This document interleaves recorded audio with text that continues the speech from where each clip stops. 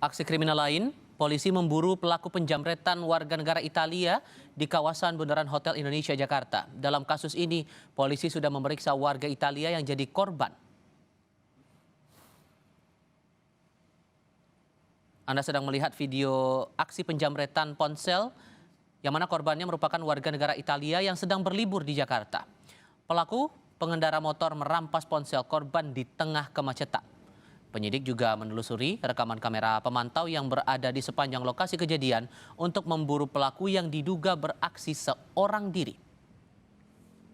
Asal negara dari Italia yang sementara berlibur di Indonesia.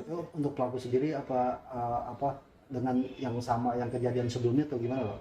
Untuk identitas, Pak? Kalau untuk pelaku masih kita dalamin, ya masih kita dalamin. Ya kalau memang mereka satu tim atau apa, ya itu yang masih kita coba melakukan penyelidikan.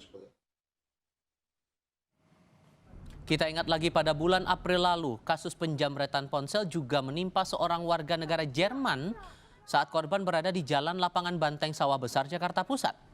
Pelaku jamret saat itu berjumlah 2 orang dan sudah ditangkap.